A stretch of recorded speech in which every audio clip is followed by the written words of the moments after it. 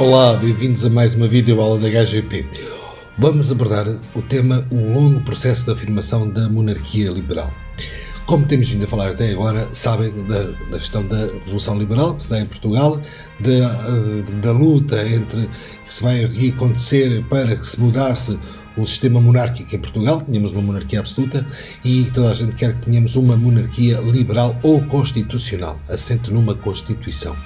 Ora, o que é que interessa? Estas ideias, então, no primeiro parágrafo exatamente do manual, é isso que nos fala, que é estas ideias liberais, não é? Que, no fundo, inspiradas pela Revolução Francesa, não é? Como já vos referi, não agradavam a toda a gente. Claro que muita gente, a maioria das pessoas queria liberdade, queria igualdade, mas havia algumas pessoas que não estavam muito por aí. Até porque esta Constituição de 1822 vai retirar muitos privilégios, principalmente à nobreza e ao clero, como vocês sabem, dois grupos sociais muito protegidos e privilegiados pelo rei, não é? Ora, nesta monarquia liberal, através desta nova Constituição de 1822, eles iriam perder muitas dessas regalias e desses privilégios que tinham.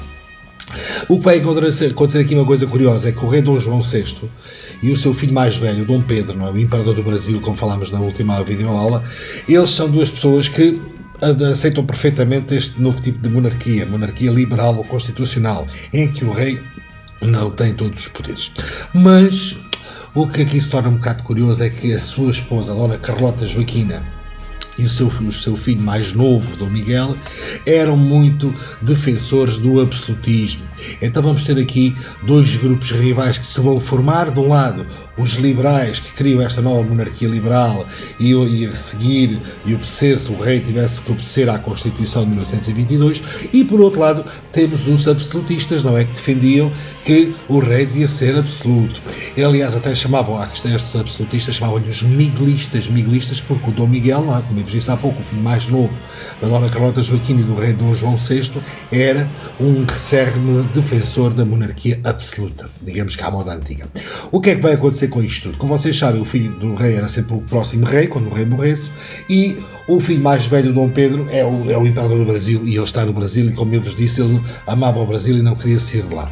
No entanto, o que é que vai acontecer? O Dom João VI, então em 1826, vai morrer e não deixou muito explícito como é que era esta questão da sucessão. Se quem é que seria afinal o rei de Portugal? Se seria o Dom Pedro?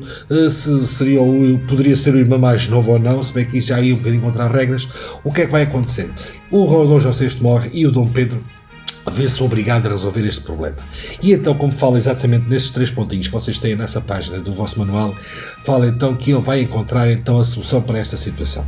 Como vocês sabem, o rei tinha que ser sempre filho do rei, e o Dom Pedro tinha uma filha, tinha uma rapariga que chamava-se Dona Maria da Glória, e que, pela lógica, pronto, ele não sendo o rei cá em Portugal, seria a sua filha. Ele vai abdicar da coroa, abdicar quer dizer, dava a sua coroa então de rei, da monarquia, do trono português, à sua filha, a Dona Maria da Glória, e para ela depois seria a rainha de Portugal. Só que aqui temos um problema.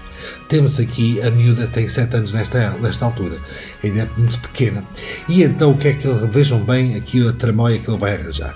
E então, como sabia que o seu irmão tinha muita potência para ser rei, gostava muito, era uma das coisas que ele gostava, e era uma chatice porque ele era o segundo, não podia, não era o filho mais velho, não tinha direto à coroa. Então o que é que ele fez? Combinou então com o seu irmão, Dom Miguel, que o que é que aconteceria? Ele iria casar com a sua sobrinha, vejam bem, com a Dona Maria da Glória. Claro que não era nesta altura, a miúda só tinha 7 anos, e iriam prometer esse casamento, chamavam-lhe o rei consorte, né? Porque no fundo ele era rei porque ia casar com a verdadeira rainha, a rainha ia ser ela, né? Ela que era filha do Dom Pedro IV, mesmo do sucessor direto. E então o que é que vai acontecer? Combina-se este casamento e ficava ele a reger, ou seja, a governar o reino de Portugal, enquanto a miúda não crescesse e atingisse a maioria da idade e tivesse capacidades para o fazer. No entanto, como o Dom Pedro sabia que o irmão do Miguel era bastante absolutista, tinha 10 absolutistas, para convencer o irmão e agradar-lhe um bocadinho para ele aceitar esta situação, o que é que ele vai fazer? O Dom Pedro vai fazer então o que vocês têm no terceiro pontinho, que é a Carta Constitucional de 1826. E o que é isto da Carta Constitucional? Que também tem aí referido aí no vosso vocabulário. Mas resumindo, não é mais nem menos do que uma alteração que o Dom Pedro faz à Constituição de 1826, 1822, em que dá um bocadinho mais de poderes ao rei. Cá está, para que o Dom Miguel se sentisse um bocadinho mais parecido com o que seria um rei absoluto. E o Dom Miguel, o que é que vai fazer? Vai aceitar. Vocês até têm ao lado, na página ao lado, então, uma imagem do Dom Miguel, não é? Ali, com o seu aspecto altivo, não é? Ora, o que é que vai acontecer? O Dom Miguel aceita.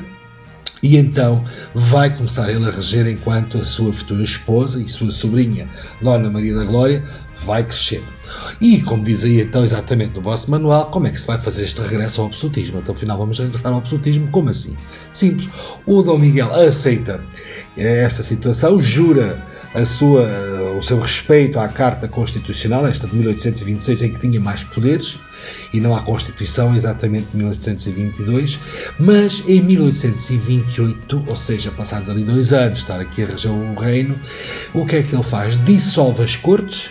Não é as cortes, eram aqueles deputados que tinham feito as leis para a Constituição, vocês se lembram, dissolve, ou seja, desmanchou aquilo tudo, não é? Manda aquela gente toda embora, e então faz-se aclamar um rei absoluto. Claro que apoiado pelo clero e pela nobreza.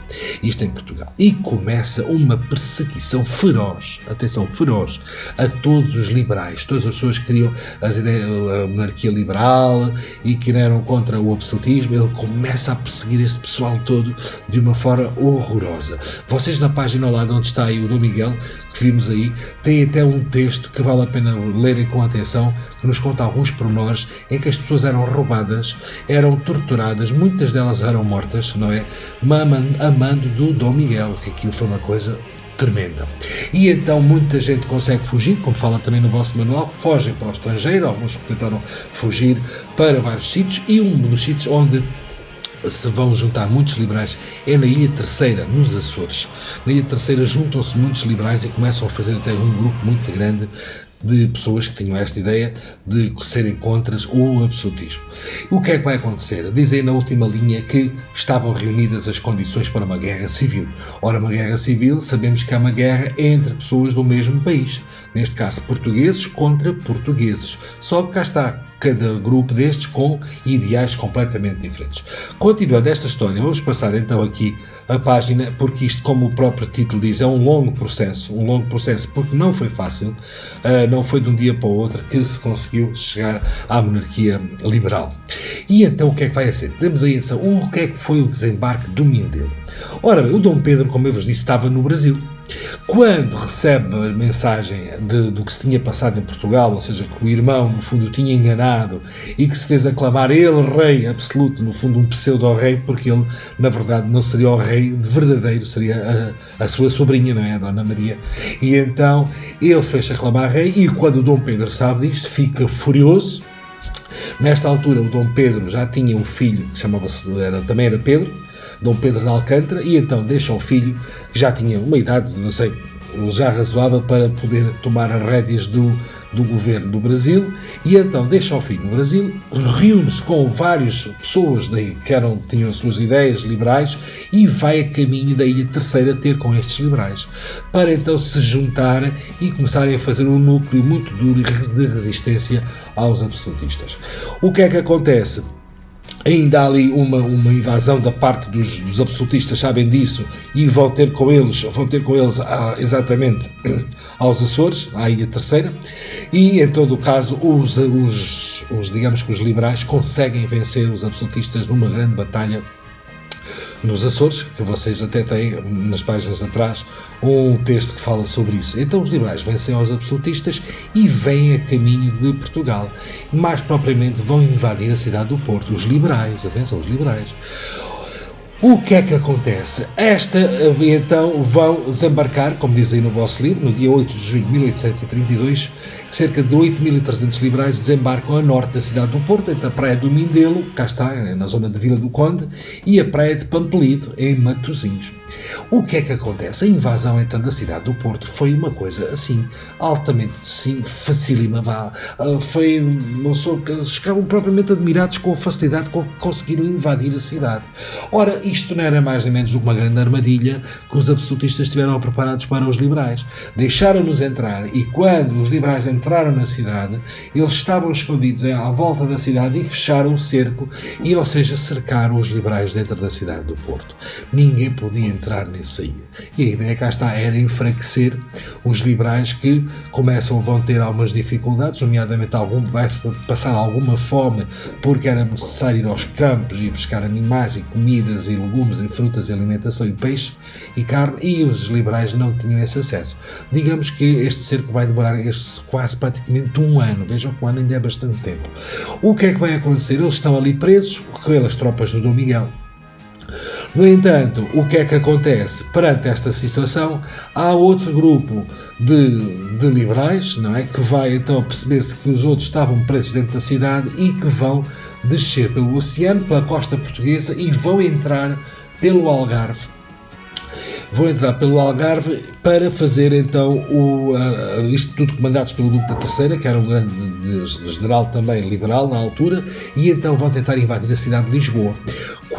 O que é que acontece? Quando os liberais se aperceberam, os absolutistas, não é, que estavam a rodear a cidade do Porto, quando os absolutistas se apercebem desta situação, que havia uns liberais que estavam a entrar para o Algarve e que iam de rumo à cidade de Lisboa, e eu vou passar aqui ao lado do mapa para vocês perceberem isso melhor, cá está, o que é que eles fazem?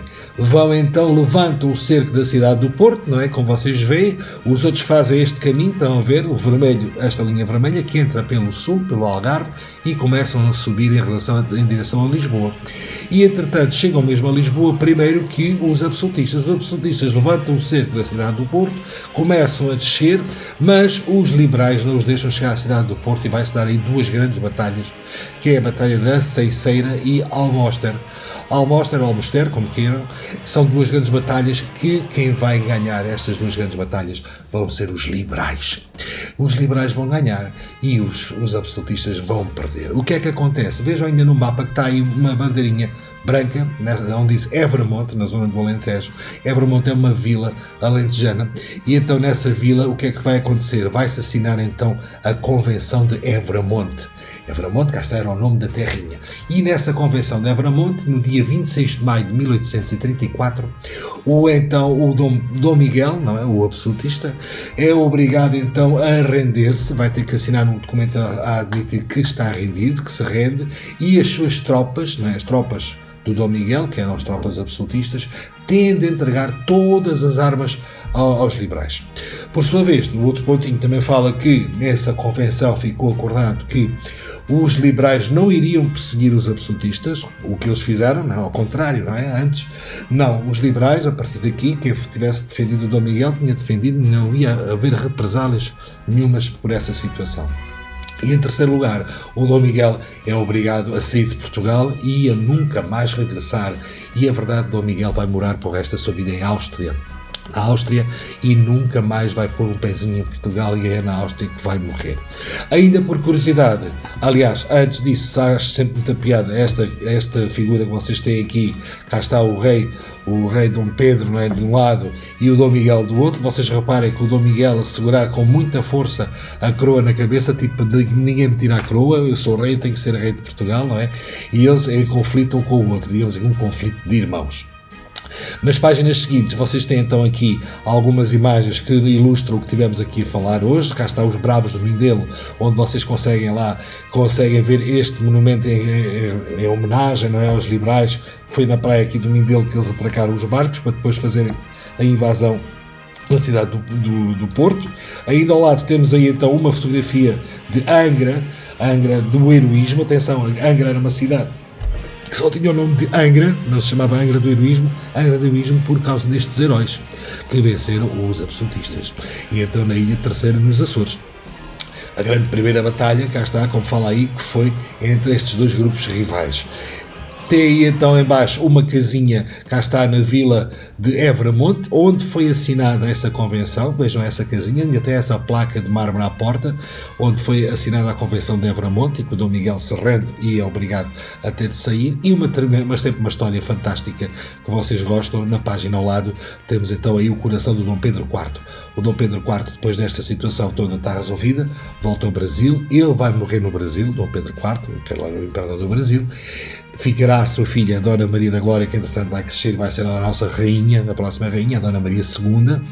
E o Dom Pedro disse que queria que um dia que morresse lhe tirasse o seu coração e que o trazasse para Lisboa, para Portugal, aliás, e que ficasse na cidade do Porto. Porque quando houve o cerco no Porto, as pessoas dos portuenses, né, as pessoas que moram no Porto, apoiaram muito os soldados liberais e apoiaram muito o Dom Pedro, que eram contra os absolutistas. E então, devido a este apoio tão grande que ele teve, ele, como reconhecimento, não é, pelas pessoas e pela cidade do Porto, pediu que lhe tirasse o coração. E ainda hoje o coração dele está nessa igreja da Lapa, como vocês podem ver nessa imagem. Está dentro então desse mausoléu, que é uma urnazinha, que é uma caixinha que tem esse fresquinho com esses líquidos próprios, não é, tipo formol, para não estragar. E isso que vocês estão a ver é o coração do Dom Pedro. Vejam bem, que está nesse mausoléu, não está à vista do público, mas está atrás dessa mausoléu, que é essa pedra, não é, que tem essas inscrições e essa história contada, e que, se forem um dia à Igreja da Lapa, poderão pelo menos ver o mausoléu e sabem que lá atrás está lá o coração do Dom Pedro. Gostei muito de estar convosco, espero que tenham gostado da aula. Vamos nos vendo. Tchau.